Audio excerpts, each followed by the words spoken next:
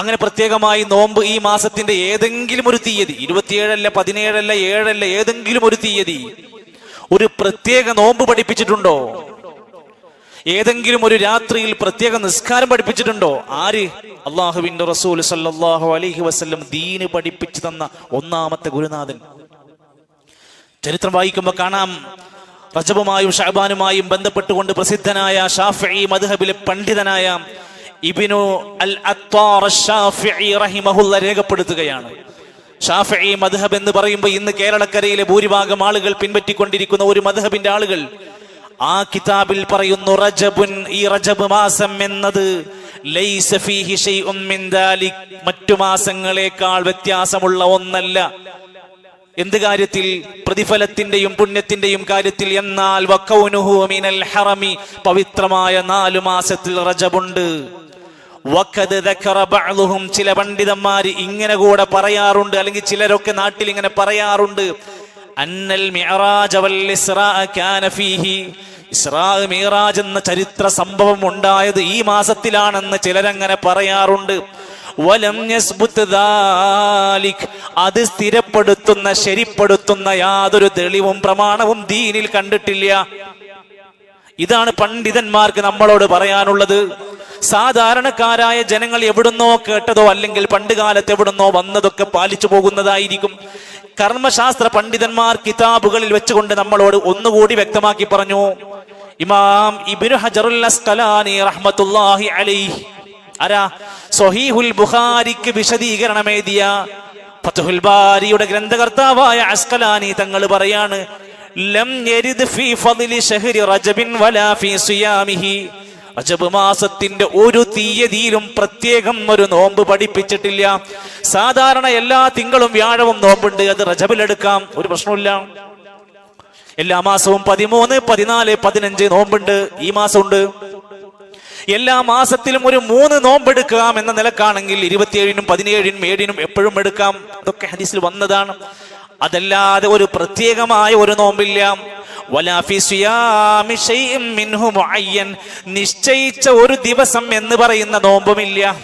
വലാ ഫി ഖിയാമി ലൈലത്തിൻ മഖ്സൂസത്തിൻ ഫീഹി ഹദീസുൻ സ്വഹീഹുൻ യസ്ലുഹു ലിൽ ഹുജ്ജ, റജബിന്റെ ഏതെങ്കിലും ഒരു രാത്രിയിൽ പ്രത്യേകമായ ഒരു നമസ്കാരത്തിന് ഇസ്ലാമിക ഹദീസുകളിൽ തെളിവ് കാണാനില്ല, രേഖയില്ല, ഉറപ്പില്ല, സ്ഥിരപ്പെട്ടിട്ടില്ല. അപ്പോ 27 അന്ന് രാത്രി നമ്മുടെ പള്ളികളിൽ നാടുകളിൽ നടക്കുന്ന സ്വലാത്തുർ റഗായിബ് എന്ന് പറയുന്ന നമസ്കാരത്തിന് എന്താ കുഴപ്പം? അസ്ഖലാനി തങ്ങൾ പറയാണ്, ദീനിലില്ലാത്തതാണ്. ദീനിലില്ലാത്തത് ചെയ്തു കൂട്ടിയാൽ അതൊരു മനുഷ്യനെ വലിയ ആപത്തിലേക്ക് കൊണ്ടുപോകുന്നതാണ്, ബിദ്അത്തിലേക്കാണ് അവനെ നയിക്കുന്നത്. അവൻ ചെയ്യുന്ന നന്മകൾ നമ്മളൊന്നും മുടക്കുകയല്ല. നമ്മൾ മിഫ്താഹുൽ ഖൈറാണ്, ശർറ് തടുക്കുന്ന ആളുകളാണ്, നന്മ തുറക്കുന്ന ആളുകളാണ്. പിന്നെ എന്തിനാ നമ്മൾ ഇത് പാടില്ലെന്ന് പറയുന്നത്? ഇസ്ലാമിൽ അത് ഇല്ലാത്തത് കൊണ്ടാണ്. ചില മുസ്ലിയാക്കന്മാർ ഒന്നുകൂടെ കടന്ന് ഇപ്പോൾ സോഷ്യൽ മീഡിയയിലൂടെ പറഞ്ഞുകൊണ്ടിരിക്കുകയാണ്, ഇന്ന് റജബ് അവസാനത്തിലെ വെള്ളിയാഴ്ചയാണ്. ഇന്നത്തെ കുറിച്ചാണ് പറയുന്നത്. ഇന്ന് അവസാനത്തെ റജബിന്റെ വെള്ളിയാഴ്ചയാണ്. ഇന്ന് ഖുത്ബ തുടങ്ങി കഴിഞ്ഞാൽ അതിന്റെ ഇടക്ക് നടന്നുകൊണ്ടിരിക്കുന്നതിന്റെ ഇടക്ക് മുഹമ്മദ് റസൂലുള്ളാഹ്, അഹ്മദ് റസൂലുള്ളാഹ് എന്ന് 35 തവണ പറയണം. ഇതിങ്ങനെ പറയാ. സാധാരണ നമ്മളൊക്കെ എന്താ ഖുത്ബനെ പറ്റി പറയാ? അടുത്തിരിക്കുന്ന ആളോട് സംസാരിക്കരുത്, മിണ്ടരുത് എന്ന് പറയുന്ന, അതുപോലും പാടില്ല എന്ന് പറഞ്ഞ് പഠിപ്പിക്കുമ്പോൾ ഇത് ഖുത്ബയെ നശിപ്പിക്കാൻ വേണ്ടി പറഞ്ഞു കൊടുക്കുകയാണ്. മുഹമ്മദ് റസൂലുള്ളാഹ്, അഹ്മദ് റസൂലുള്ളാഹ് എന്ന് 35 തവണ ഈ റജബിന്റെ അവസാനത്തെ വെള്ളി പറഞ്ഞാൽ ആ വർഷം മുഴുവൻ അവന് സാമ്പത്തിക അഭിവൃദ്ധി ഉണ്ടാകും. മനസ്സിൽ ഇത് മാത്രമേ ഉള്ളൂ. സാമ്പത്തിക അഭിവൃദ്ധി ഉണ്ടാകും, കയ്യിലെന്നും പണം ഉണ്ടാകും. ഇത് കേട്ട ആരാ ചൊല്ലാതിരിക്കുക? കുത്തുബ പോയാലും ശരി, കയ്യിൽ പൈസ വെട്ടെന്ന് വിചാരിച്ച് സാധുക്കൾ ഏറ്റുപിടിക്കും. അങ്ങനെ ജനങ്ങളെ കൊണ്ട് ഒരു വെള്ളിയാഴ്ച പോലും ഇത് മുസ്ലിയാക്കന്മാര് പറഞ്ഞ് പഠിപ്പിച്ചു കൊടുക്കുകയാണ്. വേറെ ചില മനുഷ്യന്മാരുണ്ട്, അവര് പഠിപ്പിച്ചു കൊടുക്കാണ്, റജബിന്റെ രാവിലെ ഇന്നത് ചെല്ലണം, ഉച്ചക്ക് ഇന്നതാണ് ചെല്ലേണ്ടത്, വൈകുന്നേരത്ത് ഇന്നതാണ് ചെല്ലേണ്ടത്, രാത്രി ഇതാണ് ചെല്ലേണ്ടത് എന്ന് ഡോക്ടർമാര് മെഡിസിൻ കുറിച്ച് കൊടുക്കുന്ന പോലെ അവനവന്റെ സൗകര്യത്തിനും ഇഷ്ടത്തിനും അനുസരിച്ച് പല പല ദിക്റുകളിൽ എണ്ണി എഴുതി കൊടുക്കുകയാണ്, പഠിപ്പിച്ചു കൊടുക്കുകയാണ്. ദിക്റല്ലി കൂടെ ദിക്റ് ചെല്ലാലോ. അതിനൊരു സമയം നിശ്ചയിക്കാം, അതിന് പുണ്യം നിശ്ചയിക്കാം, അതിന് ദിവസം നിശ്ചയിക്കാം. നമുക്ക് പറ്റുമോ? നമ്മുടെ ഇഷ്ടത്തിന് പറ്റുമോ? ഇന്ന് വെള്ളിയാഴ്ചയാണ്, ഇന്നെല്ലാവരും 100 ഫാത്തിഹ ഓതണം എന്ന് എനിക്ക് പറയാൻ പറ്റും. ഫാത്തിഹ ഖുർആനിലുണ്ട്. ഫാത്തിഹ ശ്രേഷ്ഠമായ സൂറത്താണ്. അത് ഇന്ന സമയത്ത് ഇന്ന സ്ഥലത്ത് ഇത്ര തവണ ചൊല്ലണമെന്ന് പഠിപ്പിക്കണം നമുക്ക് ആർക്കും അധികാരമില്ല. കാരണം ശർഅ് ദീന് പഠിപ്പിച്ചത് അല്ലാഹു സുബ്ഹാനഹു വ തആലയാണ്. ഇതെല്ലാം ജനങ്ങളോട് ഈ പൗരോഹിത്യം പഠിപ്പിച്ചു കൊടുക്കുമ്പോൾ യാതൊരു മനസ്സാക്ഷി കുത്തും അവർക്കില്ല, ഒരു വേദനയില്ല. ജനങ്ങളോട് ഉള്ളത് പറഞ്ഞു കൊടുക്കാനാണെങ്കിൽ ഇവരെല്ലാം വിമ്മിഷ്ടം കാണിക്കുകയാണ്. നമ്മൾ എന്തുകൊണ്ടാണ് ഇത്തരത്തിലുള്ള ഈ ശർറുകൾ വ്യാപിക്കുമ്പോൾ ഇത് വേണ്ടെന്ന് പറയുന്നത്? നിസ്കാരത്തോട് എതിർപ്പുണ്ടായിട്ടില്ല, നോമ്പിനോട് എതിർപ്പല്ല, ദിക്റിനോട് എതിർപ്പല്ല. എതിർപ്പുള്ളത് കുല്ലു ബിദ്അത്തിൻ ളലാല, എല്ലാ മതത്തിലുണ്ടാക്കുന്ന ബിദ്അത്തുകളും വഴികേടിലേക്കാ കൊണ്ടുപോണത്. അള്ളാന്റെ ദീന് നശിപ്പിക്കണ പണിയാണ്. ഇല്ലാത്തത് ഉണ്ടാക്കാൻ പാടില്ല, ഉള്ളത് ചെയ്യാൻ പ്രേരിപ്പിക്കലാണ് നമ്മളെ പണി. മൻ അമില അമലൻ ലൈസ അലൈഹി അംറുനാ ഫഹുവ റദ്ദുൻ. ദീനിലില്ലാത്തത് ആരെങ്കിലും പ്രവർത്തിക്കുന്നുണ്ടെങ്കിൽ അത് റദ്ദാണ്, തള്ളേണ്ടതാണ്, തടയേണ്ടതാണ്. ഇതാണ് ഇസ്ലാമിന്റെ അടിസ്ഥാനം. എന്നാൽ ഈ സംഭവങ്ങളും ഈ ചരിത്രങ്ങളും ഒക്കെ നമ്മുടെ നാട്ടിൽ പ്രചരിക്കുന്നത് കൊണ്ട് സ്വാഭാവികമായും അതിന്റെ നിജസ്ഥിതി, അതിന്റെ ഇസ്രായിലിന്റെ അവസ്ഥ, ഇസ്രായിലിന്റെ ചരിത്രം പഠിപ്പിച്ചു കൊടുക്കാൻ ഒരു സൗകര്യം കൂടെ ഉണ്ട് നമുക്ക് ആളുകളുടെ മനസ്സിൽ. അതുകൊണ്ട് എന്താണ് ഇസ്രാ യാത്ര, എന്താണ് മിഅ്റാജ് യാത്ര? കൊല്ലങ്ങൾ ഇത്രയായി നമ്മളൊക്കെ മുസ്ലിമായിട്ട്, നമ്മളൊക്കെ ഇസ്ലാം അനുഷ്ഠിക്കാൻ തുടങ്ങിയിട്ട് എത്ര കൊല്ലായി നമ്മൾ തന്നെ ഇരുന്ന് ആലോചിച്ച് നോക്കുക. ഒരു തവണയെങ്കിലും എന്താണ് ആ യാത്രയുടെ യഥാർത്ഥ നിജസ്ഥിതി, എന്തൊക്കെയാണ് അതിൽ ഉണ്ടായത്, അതിന് എന്താണ് എനിക്ക് പഠിക്കാനുള്ളത്, ഞാനിപ്പോ അതിനെന്താ ചെയ്യേണ്ടത്, ഇതൊന്നും എപ്പോഴെങ്കിലും ആലോചിച്ച് നോക്കിയിട്ടുണ്ടോ? ഇനി എന്നാണ് ഇത് പഠിക്കുക? ചരിത്രത്തിലെ അത്ഭുതകരമായ സംഭവങ്ങളിൽ നബി സല്ലല്ലാഹു അലൈഹി വസല്ലമ പ്രവാചകനാണെന്ന് തെളിയിക്കുന്ന പ്രധാനപ്പെട്ട തെളിവിലൊന്നാണ് ഇസ്രാ മിഅ്റാജ് സംഭവം. ആ ചരിത്രം വിശദീകരിക്കുന്ന കിതാബുകളിൽ കാണാൻ സാധിക്കും, മദീനത്തേക്ക് ഹിജ്റ പോണതിന്റെ 2 കൊല്ലം മുമ്പ് മക്കയിൽ വെച്ചാണ് ഈ സംഭവം തുടങ്ങുന്നത്. നബി സല്ലല്ലാഹു അലൈഹി വസല്ലമക്ക് അന്ന് വയസ്സ് 51ാമത്തെ വയസ്സാണ്. 53-ലാണ് മദീനത്തേക്ക് പോകുന്നത്. 51ാമത്തെ ആ വയസ്സിൽ നബി സല്ലല്ലാഹു അലൈഹി വസല്ലമക്ക് വല്ലാത്തൊരു സങ്കടം ബാധിച്ചു. നമ്മുടെയൊക്കെ ജീവിതത്തിൽ വരുന്ന ഒരു സങ്കട ജീവിതങ്ങൾ പലപ്പോഴും വരും. ഖദീജ റളിയല്ലാഹു അൻഹയുടെ മരണമായിരുന്നു. നിങ്ങളൊരു ദാമ്പത്യ ജീവിതം അനുഭവിക്കുന്ന ആൾക്കാരാണോ? നിങ്ങൾക്കൊരു ഭാര്യയുണ്ടോ? നമുക്കൊരു ഭർത്താവായി കുടുംബജീവിതം നമുക്കുണ്ടോ? എങ്കിൽ നമ്മൾ ജീവിതത്തിൽ പഠിക്കേണ്ടുന്ന ദാമ്പത്യമായിരുന്നു ഖദീജ റളിയല്ലാഹു അൻഹയും നബിതങ്ങളും തമ്മിലുള്ള ദാമ്പത്യം. തുറന്നു വായിക്കണം നമ്മൾ. നമ്മുടെ ഏത് പ്രശ്നവും ദാമ്പത്യത്തിന്റെ പരിക്ക് മാറ്റാൻ പറ്റുന്ന ജീവിതം പഠിപ്പിച്ച ദാമ്പത്യമാണ്.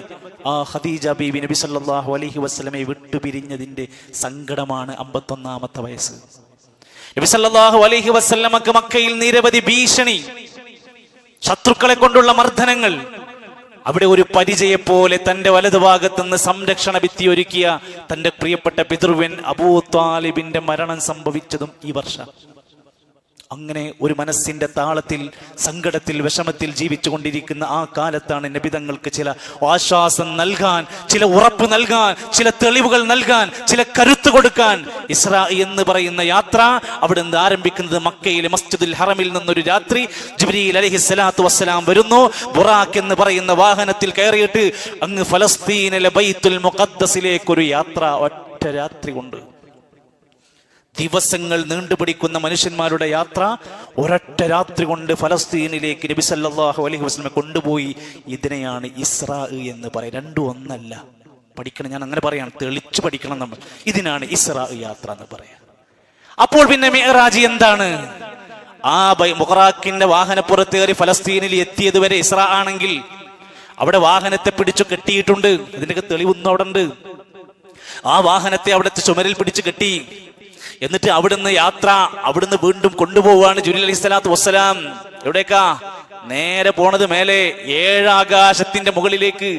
ഒരൊറ്റ രാത്രി കൊണ്ട് 7 ആകാശത്തിന്റെ മുകളിലേക്ക്. ഇതൊരു സ്വപ്നയാത്രയല്ല, ശരീരം പോയ യാത്രയാണ്. പഠിച്ചോളി, ചില മുസ്ലിമീങ്ങൾ അങ്ങനെ വിശ്വസിക്കുന്നുണ്ട്.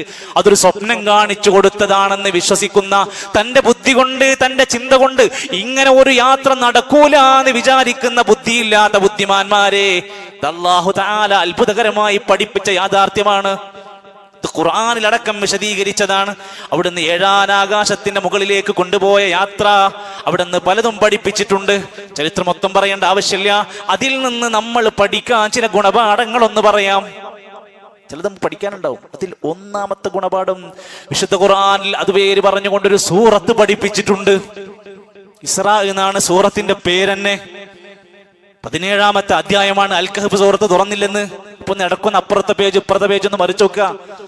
ഇവിടെ കാണാം അൽ ഇസ്രാ എന്ന അധ്യായം, അതിലെ 1-ാമത്തെ ആയത്ത് ഈ വിഷയത്തിലാണ് വന്നിരിക്കുന്നത്. സുബ്ഹാനല്ലദീ അസ്റാ ബിഅബ്ദിഹി ലൈലൻ മിനൽ മസ്ജിദിൽ ഹറാം ഇലൽ മസ്ജിദിൽ അഖ്സല്ലദീ ബാറക്നാ ഹൗല ലിനുരിയഹു മിൻ ആയാതിനാ ഇന്നഹു ഹുവസ് സമീഉൽ ബസീർ. ഈ ആയത്ത് ഈ യാത്രന്റെ പോലീസ് പഠിപ്പിക്കുന്ന ഒരു ആയത്താ. ആ ആയത്തിന്റെ തുടക്കം എങ്ങനെ വന്നിരിക്കുന്നു നിങ്ങൾ? സുബ്ഹാനല്ലദീ അസ്റാ, അള്ളാഹുവിനെ തസ്ബീഹ് നടത്തും. അത്ഭുതകരമായ എന്ത് കേട്ടാലും നമ്മുടെ ജീവിതത്തിൽ ഉണ്ടാകേണ്ട ഗുണമാണ് സുബ്ഹാനല്ലാഹ്. എന്തൊരു അത്ഭുതം! വിവിധങ്ങളായ പരിസരങ്ങളിലൂടെ സിയാറത്തുകൾ അല്ലെങ്കിൽ യാത്രകൾ, ടൂറുകൾ പോയി മടങ്ങി വരുമ്പോ അത്ഭുതങ്ങൾ കാണുമ്പോ അതൊരു ഫോട്ടോയിൽ ഒളിപ്പിച്ചു വെക്കുന്നതിനപ്പുറത്ത് സുബ്ഹാനല്ലാഹ്, ഇതിന്റെ പിന്നിലുള്ളവൻ എത്ര പരിശുദ്ധനാണെന്ന് പറയാനുള്ള ഈമാൻ നമ്മുടെ ചുണ്ടത്ത് എപ്പോഴെങ്കിലും വന്നിട്ടുണ്ടോ? ഈ യാത്രനെ പറ്റി പറയാൻ തുടങ്ങുമ്പോൾ ഒന്നാമത് കുറിച്ചു വെച്ച വാക്ക് സുബ്ഹാനല്ലദീ അസ്റാ ബിഅബ്ദിഹി എന്ന തസ്ബീഹിന്റെ മഹത്വം, സുബ്ഹാനല്ലാഹയുടെ മഹത്വം. സബ്ബിഹിസ്മ റബ്ബിക്കൽ അഅ്ല, രാവിലെയും വൈകുന്നേരവും തസ്ബീഹിനെ മാറ്റി പറയുന്ന ആ ഒരു ഗുണം, ശീലം നമ്മളിൽ ഉണ്ടാക്കുക എന്നതാണ് ഇവിടെ പഠിപ്പിച്ചത്. 2, ഈ യാത്രനെ പറ്റി പറഞ്ഞു തുടങ്ങിയപ്പോൾ അസ്റാ ബിഅബ്ദിഹി, തന്റെ അടിമയെ കൊണ്ട് ഈ യാത്ര ചെയ്തവൻ എത്ര പരിശുദ്ധൻ. അടിമ എന്ന് വിശേഷിപ്പിച്ചു. നമ്മൾ എന്തൊക്കെ കഴിവുള്ളവനാണെങ്കിലും നമ്മൾ അള്ളാന്റെ അടിമയാണെന്ന് വീണ്ടും വീണ്ടും പറയാണ്. റസൂൽ സല്ലല്ലാഹു അലൈഹി വസല്ലമനെ എന്തെല്ലാം പേര് വിളിക്കാമായിരുന്നു, പക്ഷെ ഈ യാത്രനെ പറ്റി പറഞ്ഞപ്പോ അവന്റെ അടിമയെ കൊണ്ട്, ഇസ്രാ യാത്ര കൊണ്ടുപോയവൻ എത്ര പരിശുദ്ധനാണ്. നബി സല്ലല്ലാഹു അലൈഹി വസല്ലം പറഞ്ഞു, നിങ്ങൾ എന്നെ അമിതമായി പ്രശംസിക്കരുത്. മദ്ഹ് പറഞ്ഞോളിയും, പ്രശംസിച്ചോളിയും, ഉള്ളതാവണം, ഇല്ലാത്തത് പറയരുത്.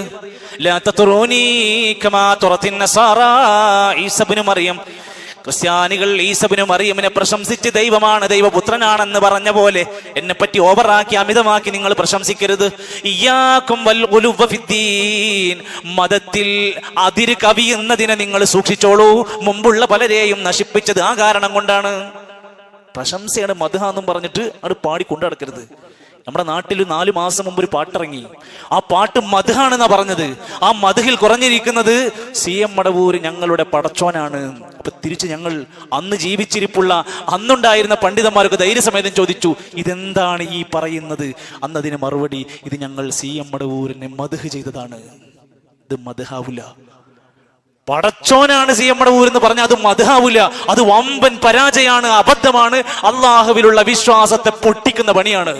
തിരുത്താൻ ഈ നാട്ടിൽ ആരുമില്ല, ഒരു യാത്രക്കാരനും ഇതിന് വരുന്നില്ല. ഒന്ന് ആലോചിച്ച് നോക്ക് നിങ്ങൾ. അള്ളാന്റെ ഖുർആൻ നമ്മളെ പഠിപ്പിക്കുന്നത് എവിടേക്കാ കൊണ്ടുപോയത്? ലൈലൻ, ഒരു രാത്രി, മിനൽ മസ്ജിദിൽ ഹറാം, മസ്ജിദിൽ ഹറാമിൽ നിന്ന് ഇലൽ മസ്ജിദിൽ അഖ്സ, പരിശുദ്ധമാക്കപ്പെട്ട മസ്ജിദുൽ അഖ്സയിലേക്ക്, അല്ലദീ ബാറക്നാ ഹൗലഹു, അതിന്റെ ചുറ്റും ഒരുപാട് ബറക്കത്താക്കപ്പെട്ട സ്ഥലമാണ്. ഈ ആയത്ത് വിശദീകരിച്ചുകൊണ്ടാണ് നമ്മുടെ നാട്ടിലെ ചിലർ പറയുന്നത് ഇസ്രാ മിഅ്റാജ് യാത്ര കൊണ്ടുപോയത് നബിതങ്ങൾക്ക് പല നബിമാരുടെയും മഖാമ് കാണിച്ചു കൊടുക്കാനാ കൊണ്ടേക്കുന്നത്. അതുകൊണ്ടാണ് ഞാൻ ഈ ആയത്ത് പഠിപ്പിക്കണം എന്ന് പറഞ്ഞത്. ഇത് ദർഗ കാണിച്ചു കൊടുക്കാനും സിയാറത്ത് ടൂർ പോകാനുള്ള ആയത്തല്ല. ഇത് ഇസ്രാ മിഅ്റാജിന്റെ ചരിത്ര സംഭവങ്ങളെ വ്യക്തമാക്കി പഠിപ്പിച്ചു തരാൻ വേണ്ടിയുള്ള ആയത്താണ്. എന്നിട്ട് വീണ്ടും ഖുർആൻ പറഞ്ഞു, ആ യാത്രന്റെ തീം എന്തായിരുന്നു? ലിനുരിയഹു മിൻ ആയാതിനാ, നമ്മുടെ ദൃഷ്ടാന്തങ്ങൾ തന്റെ അടിമകൾക്ക് വ്യക്തമായി കാണിച്ചൊന്നു കൊടുക്കാൻ വേണ്ടിയിട്ടാണ്. സ്വർഗ്ഗനരകം കാണിച്ചു കൊടുത്തു, കഴിഞ്ഞുപോയ അമ്പിയാക്കന്മാരുടെ പലരെയും കാണിച്ചു കൊടുത്തു. അങ്ങനൊക്കെ ഉണ്ടാവോ എന്ന് ഇപ്പോഴും ചോദിക്കുന്ന മനുഷ്യരോടാണ് പറയുന്നത്. ഇത് അല്ലാഹു സുബ്ഹാനഹു വ തആല അത്ഭുതകരമായി കാണിച്ചു കൊടുത്ത ഒരു തെളിവുള്ള സംഭവമാണ്. അള്ളാഹ്ക്ക് അങ്ങനെയൊക്കെ കഴിയോ എന്ന് ചോദിക്കുന്നവരോട് വിശുദ്ധ ഖുർആൻ 35 സ്ഥലത്താണ് പറഞ്ഞിരിക്കുന്നത്, വല്ലാഹു അലാ കുല്ലി ഷൈഇൻ ഖദീർ, അള്ളാഹു എല്ലാത്തിനും കഴിവുള്ളവനാണ്. അള്ളാഹ്ക്കതൊരു തടസ്സമല്ല, അള്ളാഹ്ക്കതൊരു ഭാരമുള്ള കാര്യമല്ല. അതുകൊണ്ട് പ്രിയപ്പെട്ടവരെ, ഈ യാത്രയിൽ നിന്ന് നമ്മളും പഠിക്കേണ്ട പാഠം അതാണ്. റസൂൽ സല്ലല്ലാഹു അലൈഹി വസല്ലമനെ ആകാശ ലോകത്തേക്ക് കൊണ്ടുപോകുമ്പോൾ ഓരോ നബിമാരെയും പരസ്പരം കാണിച്ചു കൊടുക്കുന്നുണ്ട്. ആ അമ്പിയാക്കന്മാരെ കാണിച്ചു കൊടുക്കുക. ആദ്യമായി കാണുന്നത് യാത്രയിൽ ആദം നബി അലൈഹിസ്സലാമിനെ കാണിച്ചു കൊടുക്കുകയാണ്. ഫസല്ലംതു അലൈഹി, ഞാൻ ആദ്യം ആദം നബി അലൈഹിസ്സലാമിന് സലാം അങ്ങ് പറഞ്ഞു. മനുഷ്യന്മാര് പഠിക്കേണ്ട ഗുണപാടാണ് സലാമിന്റെ മഹത്വം. ഞാൻ അങ്ങ് സലാം പറഞ്ഞു, ഫറദ്ദ സലാം, നബി സലാം അങ്ങ് മടക്കി. സുമ്മ ഖാല, എന്നിട്ട് പറയുകയാണ്, മർഹബൻ ബിൽ ഇബ്നി സ്വാലിഹ് വന്നബി സ്വാലിഹ്, സാലിഹായ എന്റെ പുത്രനെ ഇങ്ങ് മർഹബ, സാലിഹായ പ്രവാചകരെ അങ്ങേക്ക് മർഹബ. സാലിഹായ പ്രവാചകർ എന്ന് ഉദ്ദേശിക്കുന്നത് ജിബ്രീലിനെ കുറിച്ചാണ് പറയുന്നത്. സാലിഹായ മകൻ എന്നത് ആദം നബി അലൈഹിസ്സലാമിന്റെ ആ സന്താന പരമ്പര എന്ന നിലക്കുള്ള ആ വിളിയാണ് വിളിക്കുന്നത്. ഞാൻ പറഞ്ഞു വന്നത് സലാമിന്റെ ഒരു മഹത്വം ഈ യാത്രയിൽ പഠിപ്പിക്കുന്നുണ്ട്. ഇങ്ങനെ ഓരോ ആകാശ ലോകത്ത് കയറുമ്പോൾ ഓരോരുത്തരെയും കാണുമ്പോൾ നിബിതങ്ങൾ സലാം കൊണ്ടാണ് തുടങ്ങുന്നത്. ഇന്ന് നമുക്കിടയിൽ ഇങ്ങനെ ചുരുങ്ങി ചുരുങ്ങി ചുരുങ്ങി നമ്മുടെ വേണ്ടപ്പെട്ടവരിൽ മാത്രമായി പോണമെന്നുണ്ടല്ലോ സലാം. പോകരുത്. ഹഖുൽ മുസ്ലിമി അലൽ മുസ്ലിമി സിത്തുൻ, ഒരു മുസ്ലിമിന് മറ്റൊരു മുസ്ലിമിനോടുള്ള ബാധ്യതയാണ് സലാം. 6 പ്രധാന ബാധ്യതകളിൽ പ്രധാനപ്പെട്ട ബാധ്യതയാണ് സലാം പറയുക എന്നത്. പരിചയമുള്ളവനോടും പരിചയമില്ലാത്തവനോടും സലാം പറയുക. സ്വർഗപ്രവേശനത്തിനുള്ള എളുപ്പമാർഗമാണ് അഫ്ഷുസ്സലാമ ബൈനക്കും, നിങ്ങൾക്കിടയിൽ സലാമിനെ വ്യാപിപ്പിക്കുക എന്നത്. മറ്റൊരു പ്രധാനപ്പെട്ട ഗുണപാഠം ഇത് തന്നെയാണ്. ഈ ഒരു ചരിത്ര സംഭവം കഴിഞ്ഞു വന്നപ്പോ മക്കയിലാകെ ഒരു വാർത്ത പരന്നിരിക്കുന്നു. എന്താ വാർത്ത? ഇതുവരെ ഈ പ്രവാചകർ പറഞ്ഞത് വിശ്വസിക്കാതിരുന്ന കൗമിന്റെ മുമ്പിൽ വന്നിട്ട് പറയാണ്, ഞാൻ ഇന്നലെ മക്കയിൽ നിന്ന് ഫലസ്തീനിലേക്ക്, ഫലസ്തീനിൽ നിന്ന് 7 ആകാശത്തിന്റെ മുകളിൽ ഇന്ദ സിദ്റത്തിൽ മുൻതഹ, അവിടേക്ക് വരെ ഞാൻ യാത്ര പോയി. അതേ രാത്രി നേരം പുലരുമ്പോഴത്തേക്ക് ഞാൻ ഇവിടെ തിരിച്ചെത്തിയിട്ടുണ്ട്. എങ്ങനെ ഉണ്ടാവും മക്കാരോട്? ഇത് പറഞ്ഞപ്പോ ശത്രുക്കൾ ഇങ്ങനെ നിന്ന് പരിഹാസം തുടങ്ങി. പറ്റ വലിയ കളവാണ് പറയുന്നത്. എന്തൊരു കളവാണ് പറയുന്നത്! നബി സല്ലല്ലാഹു അലൈഹി വസല്ലമനെ പറ്റിയിട്ട് പലരും ഇങ്ങനെ വ്യാപിപ്പിച്ച് പറയാൻ തുടങ്ങി. ചോദ്യം അവസാനം ഇത് സംശയം തീർക്കാൻ വേണ്ടി അബൂബക്കർ സിദ്ദീഖ് റളിയല്ലാഹു അൻഹുവിന്റെ അടുത്തേക്ക് ചെന്നു. എന്തെങ്കിലും ഒരു പരിഹാസം കിട്ടുമെന്ന് വിചാരിച്ചില്ല. അബൂബക്കർ സിദ്ദീഖ് റളിയല്ലാഹു അൻഹുവിനോട് കാര്യങ്ങളെല്ലാം ഇങ്ങനെ പറഞ്ഞു കൊടുത്തു. ഇങ്ങനെയൊക്കെ നാട്ടിൽ വാർത്ത കടക്കുന്നുണ്ട്, വിശ്വസിക്കോ? ഇത് വിശ്വസിക്കാൻ തയ്യാറുണ്ടോ? അബൂബക്കർ സിദ്ദീഖ് റളിയല്ലാഹു അൻഹു പറയാണ്, നഅം, സംശയമില്ല, ഞാൻ വിശ്വസിക്കും. ഇന്നി ലഉസദ്ദിഖുഹു, ഞാൻ ആ മനുഷ്യൻ പറയുന്നത് അംഗീകരിക്കും. ഫീമാ ഹുവ അബ്അദു മിൻ ദാലിക ഉസദ്ദിഖുഹു ഫീ ഖബരിസ് സമാ ഫീ ഗുദുവത്തിൻ ഔ റൗഹത്തിൻ, രാവിലെയും വൈകുന്നേരവും ജിബ്രീലിലൂടെ വഹി വരുന്നുണ്ട് എന്ന് വിശ്വസിച്ച ആളാണ് ഞാൻ. എനിക്ക് ഇവിടുന്ന് അങ്ങോട്ട് അള്ളാഹു ആകാശത്തേക്ക് കൊണ്ടുപോയി എന്ന് പറയുന്നത് വിശ്വസിക്കാൻ ലവലേശം മടിയില്ല, ഒരു സംശയമില്ല, സന്ദേഹമില്ല. ഇപ്പോഴും നമ്മുടെ നാട്ടിലെ ആൾക്കാരുണ്ട്, സ്വർഗമുണ്ടോ നരകമുണ്ടോ അങ്ങനെ കണ്ടോ, ഈ തർക്കത്തിലായി ജീവിക്കുന്ന ആരെങ്കിലും ഉണ്ടെങ്കിലാണ് ഈ വാക്ക്. അബൂബക്കർ സിദ്ദീഖ് റളിയല്ലാഹു അൻഹുവിനെ പറ്റി ചരിത്രം പറയുന്നുണ്ട്. അദ്ദേഹത്തിന് സിദ്ദീഖ് എന്ന വിശേഷണത്തിന് പോലും പണ്ഡിതന്മാർ കൊടുത്തത് ഈ ഒരു ചരിത്രം വെച്ചുകൊണ്ടാണ്. നമ്മൾ തനിച്ച അഖില് കൊണ്ട് ചിന്തിക്കുന്ന, എന്റെ ബുദ്ധി കൊണ്ട് കൊണ്ടെങ്കിലേ, എന്റെ ബുദ്ധി കൊണ്ട് തെളിഞ്ഞെങ്കിലേ ഞാൻ സ്വീകരിക്കുള്ളൂ എന്നൊരു മനുഷ്യൻ പറയുന്നുണ്ടെങ്കിൽ ആരുടെ ബുദ്ധി? നമ്മൾ ഇത്ര പോകുന്ന ഈ ബുദ്ധിക്കാണോ വലുത്? അള്ളാഹു അവിടുന്ന് പറഞ്ഞ ദീനാണോ വലുത്, നമ്മുടെ ബുദ്ധിയാണോ വലുത് എന്ന് നമ്മളൊന്ന് നന്നായിരുന്ന് ആലോചിക്കേണ്ടതാണ്. ഈ യാത്രയിൽ നമ്മുടെ ഉമ്മത്തിന് ലഭിച്ച മറ്റൊരു പ്രധാനപ്പെട്ട ഗുണപാഠമാണ് 5 നേരത്തെ നമസ്കാരത്തിന്റെ കണിശത പഠിപ്പിക്കാൻ. സാധാരണ സകാത്ത് നിർബന്ധമാക്കിയത് മക്കയിലോ മദീനയിലൊക്കെ വായിച്ച കാണാം. ഹജ്ജ് നിർബന്ധമാക്കിയത് മണ്ണിൽ വെച്ചിട്ടാണ്, ഭൂമിയിൽ വെച്ചിട്ടാണ്. മറ്റെന്തും പഠിപ്പിച്ചത് ഭൂമി ലോകത്താ. ഇസ്രാ മിഅ്റാജ് യാത്രയിൽ നബി സല്ലല്ലാഹു അലൈഹി വസല്ലമ തിരിച്ചു വരുമ്പോൾ തൻ്റെ ഉമ്മത്തിന് എന്ത് കിട്ടിയെന്ന് ചോദിച്ചപ്പോൾ നിസ്കാരം കിട്ടിയെന്ന് പഠിപ്പിച്ചു. നിർബന്ധമായ 5 നേരത്തെ നമസ്കാരം, 50 നേരമുണ്ടായിരുന്ന നമസ്കാരം റിക്വസ്റ്റ് ചെയ്ത് അപേക്ഷ പറഞ്ഞ് അവസാനം 5 ആക്കി കൊടുക്കുമ്പോ അല്ലാഹു തആല ഒരു കാര്യം കൂടെ പറഞ്ഞു കൊടുത്തു. യാ മുഹമ്മദേ ഇന്നഹുന്ന 5 സ്വലവാത്തിൻ ഫീ കുല്ലി യൗമിൻ വലൈല, എല്ലാ രാത്രിയും പകലിലുമായി 5 നേരം ഇതാ താങ്കളുടെ ഉമ്മത്തിന് തന്നിരിക്കുകയാണ്. ലികുല്ലി സ്വലാത്തിൻ അശ്ർ, ഒരു നമസ്കാരത്തിന് 10 പ്രതിഫലം. ഫദാലിക 50 സ്വലാ, അങ്ങനെ 50 നമസ്കാരത്തിന്റെ പ്രതിഫലം അതിലുണ്ട്. നേരത്തെ 50 വഖ്ത പറഞ്ഞിരുന്നത്, 50 വഖ്ത് അങ്ങ് ചുരുക്കി 50 വഖ്ത് നമസ്കാരത്തിന്റെ മഹത്തരമായ പ്രതിഫലവും പുണ്യവും പടച്ചോൻ തന്നതാണ് 5 നേരത്തെ നമസ്കാരം. ഞാൻ ഈ സദസ്സിലിരിക്കുന്ന എൻ്റെ പ്രിയപ്പെട്ടവരോട് നെഞ്ചത്ത് കൈവച്ച് ചോദിക്കുക, നമുക്ക് കച്ചവടമാണോ വലുത്? നമുക്ക് കല്യാണമാണോ വലുത്? നമുക്ക് ടൂറാണോ വലുത്? നമുക്ക് സ്വർണ്ണ കച്ചവടമാണോ വലുത്? നമുക്ക് മൊബൈൽ കച്ചവടമാണോ വലുത്? അല്ലാഹു തആല 5 നേരം നിസ്കരിക്കാൻ പറഞ്ഞ, നിർബന്ധമായ ജമാഅത്തായി നിസ്കരിക്കാൻ പറഞ്ഞ 50 വക്തിന്റെ ഗൗരവമുള്ള ഈ നിസ്കാരത്തിനെ നമ്മൾ എങ്ങനെ കാണുന്നു എന്ന് ഈ ഉമ്മത്തിന്റെ മുമ്പിൽ ഇസ്രാ മിഅ്റാജ് യാത്ര പഠിക്കാനുള്ളതാണ്. ചിന്തിക്കാനുള്ളതാ. ഒരു അലസതയും ഒരു മടിയും ഒരു താല്പര്യക്കുറവും ഇല്ലാതെ ഖുശൂഅോടെ വളരെ ഭക്തി പുരസ്സരം അത് നിർവഹിക്കുന്ന ഒരു മനുഷ്യന് ലഭിക്കുന്ന നൂറുൻ വബുർഹാനുൻ, ഒരു വെളിച്ചം, തെളിച്ചം, ഒരു പ്രകാശമാണ് ജീവിതത്തിൽ നിങ്ങൾ അനുഭവിക്കുന്ന, ഞാൻ അനുഭവിക്കുന്ന തീരാത്ത മാനസിക പ്രശ്നങ്ങൾക്കുള്ള, ടെൻഷനുകൾക്കുള്ള, സ്ട്രെസ്സുകൾക്കുള്ള, സങ്കടം തീർക്കാൻ ആഗ്രഹിക്കുന്നവർക്ക് ഒതുവുണ്ടാക്കി ഒരു മൂലയിൽ ഒറ്റയ്ക്കിരുന്ന് പടച്ച റബ്ബിനോട് സുന്നത്ത് നമസ്കരിച്ച് സങ്കടങ്ങൾ ഏറ്റുപറയാൻ മടിക്കുന്നവരെ സങ്കടം തീരില്ല. തീരാത്ത പ്രതിസന്ധികളുടെ മുമ്പിലേക്ക് നമ്മൾ പോകുന്നത്. സൃഷ്ടികളുടെ മുമ്പിൽ നമ്മൾ പോയി പറഞ്ഞാൽ ആ പറഞ്ഞതുപോലും ചിലപ്പോൾ സങ്കടമായി മാറുന്ന കാഴ്ചയാണെങ്കിൽ 5 നേരത്തെ നിസ്കാരം നമുക്ക് തന്നിരിക്കുന്ന പാപക്കറകളിൽ നിന്ന് സുരക്ഷിതനാകാൻ, തിന്മയിൽ നിന്ന് വിട്ടുനിൽക്കാൻ, എല്ലാവിധ ഷർറുകളിൽ നിന്നും ഹൃദയത്തെ ശുദ്ധീകരിക്കാനുള്ള ഈ ഇബാദത്തിനെ ഗൗരവത്തോടെ കാണുക. അല്ലാഹു നമ്മെ എല്ലാം ഗുണപാഠങ്ങൾ ഉൾക്കൊള്ളുന്ന, ചരിത്രത്തെ പഠിക്കുന്ന, അറിവുള്ള, മതബോധമുള്ള നല്ലവരായ സ്വാലിഹീങ്ങൾ ഉൾപ്പെടുത്തി അനുഗ്രഹിക്കുമാറാകട്ടെ.